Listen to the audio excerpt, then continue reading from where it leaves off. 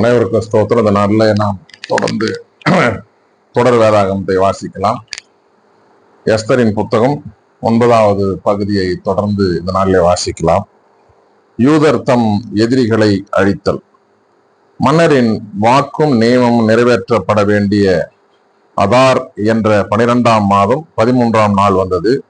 எதிரிகள் யூதரை மேற்கொள்ளலாம் என்று நம்பியிருந்த அந்த நாள் யூதர் தம் பகைவரை மேற்கொள்ளும் நாளாக மாறியது.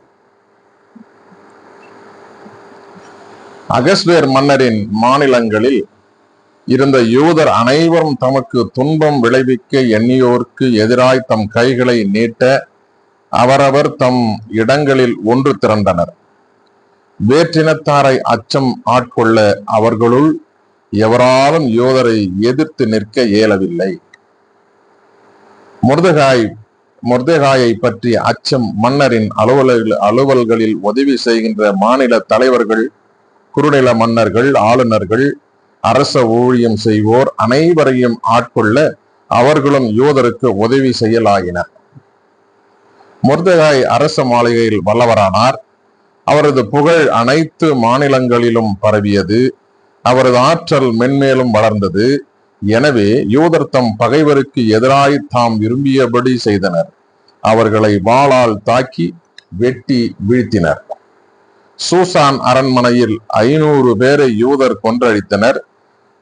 பர்சந்தத்தா, தல்போன், அஸ்பாத்தா, போராத்தா, அதலியா, அரிதாத்தா, பர்மஸ்தா, அரிசாய், அரிதாய், வைசாத்தா ஆகிய யூதரின் எதிரியும் அம்மாதாத்தின் மகனுமான ஆமானின் புதல்வர் பதின்மரையும் அவர்கள் கொன்றனர். ஆயினும் அவர்களின் உடைமைகளை கொள்ளையடிக்கவில்லை. மன்னரின் பிற மாநிலங்களில் வாழ்ந்த யூதர் ஒன்று திரண்டு தம்மை பாதுகாத்து கொண்டனர். தம் பகைவரிடமிருந்து விடுதலை பெறுமாறு அவர்கள் 75,000 பேரை கொன்றனர். ஆயினும் அவர்கள் உடைமைகளை கொள்ளையடிக்கவில்லை. ஆதார் மாதம் 13ஆம் நாளை அடுத்து 14ஆம் நாளன்று அவர்கள் ஓய்வெடுத்தனர். அந்நாளை விருந்துண்டு மகிழும் விழாவாக ஆக்கினர்.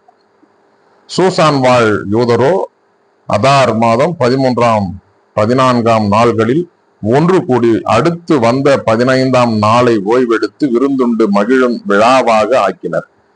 அரணற்ற நகர்ப்புற சிற்றூர்களில் வாழ்ந்த யூதர் ஆதார் மாதம் 14ஆம் நாளை விருந்துண்டு மகிழ்ந்து ஒருவருக்கொரு அன்பளிப்பு கொடுத்து கொள்ளும் விழாவாக ஆக்கினர். பூரீம் பெருவிழா. மொர்தெகாய் இந்நிகழ்ச்சிகளை அனைத்தையும் மடல்களில் வரைந்து அவற்றை அருகிலும் தொலையிலும் மன்னர் அகஸ்வேரின் அனைத்து மாநிலங்களிலும் வாழ்ந்த யூதருக்கு அனுப்பி ஆண்டுதோறும் அதார் மாதம் 15ஆம் நாள்களை யூதர் தம் பகைவரின் தொல்லையினின்று விடுதலை பெற்று நாள்களாகவும் அவர்களின் துன்பம் மகிழ்ச்சியாகவும் புலம்பல் விழா கோலமாகவும் மாறின.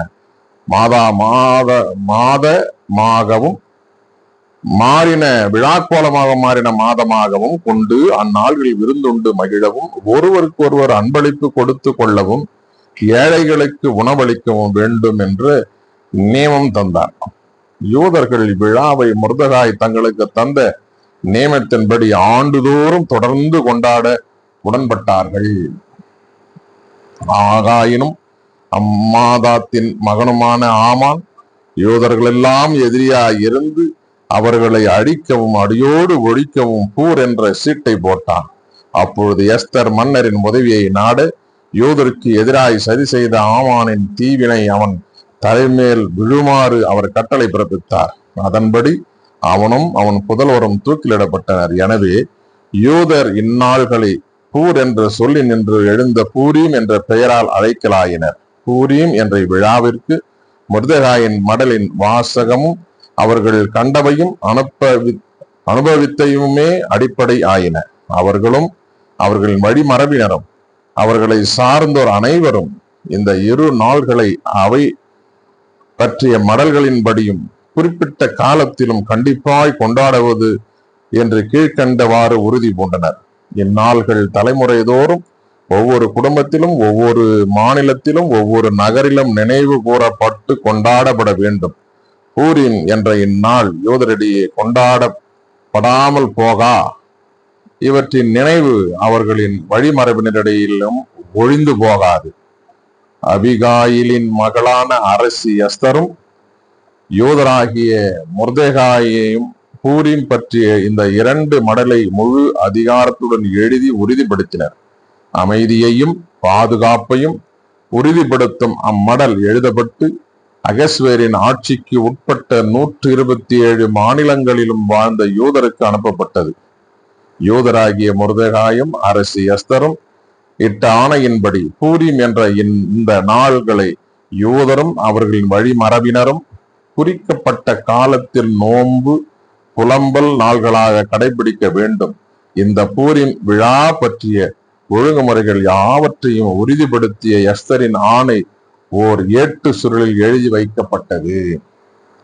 10ஆம் பகுதியை வாசிக்கலாம். நிறைவுரை. மன்னர் அகஸ்வேர் நிலங்களின் மீதும் கடலின் தீவுகளின் மீதும் தீர்வை விதித்தார். அவருடைய ஆற்றலும் வலிமை மிகு செயல்களும் அவர் மொர்தெகாய்க்கு அளித்த மேன்மையின் முழு விவரமும் மேதியா மற்றும் பாரசீக மன்னர்களின் குறிப்பேட்டில் எழுதப்பட்டுள்ளன அல்லவா? யூதராகிய மொர்தெகாய் மன்னர் அகஸ்வேருக்கு அடுத்த நிலை பெற்று யூதருள் மேன்மை நிறைந்தவராகவும் தம் சகோதரர் பலருக்கு இனியவராகவும் தம் மக்களின் நன்மையை நாடுபவராகவும் தம் இனத்தார் அனைவரின் நல்வாழ்வுக்காக பரிந்துரை செய்பவராகவும் விளங்கினார். வாசிக்க தெரிந்து கொள்ளப்பட்ட எஸ்தரின் புத்தகம் 9 மற்றும் 10 நிறைவடைந்தது. இதனோடு எஸ்தரின் புத்தகம் நிறைவு செய்த கர்த்தருக்கு மகிமையும் மாட்சிமையும் கனமும் துதியும் வல்லமையும் சதாகாலம் உண்டாகட்டும். பிரியமானவர்களே, தொடர்ந்து இந்த தொடர் வேதாகமத்தில் இணைந்திருங்கள். கர்த்தர் நம்மையும் நம் குடும்பங்களையும் பிள்ளைகளையும் அவருடைய எதிர்கால வாழ்வை ஆசீர்வதிப்பாராக. நாளை தினத்துல யோபுவின் சரித்திரத்தை நாம் வாசிக்கலாம். தொடர்ந்து இந்த தொடர் வேதாகமத்தை ஆதரவளியுங்கள். கர்த்தர் உங்களை ஆசீர்வதித்து காப்பாராக. ஆமென்.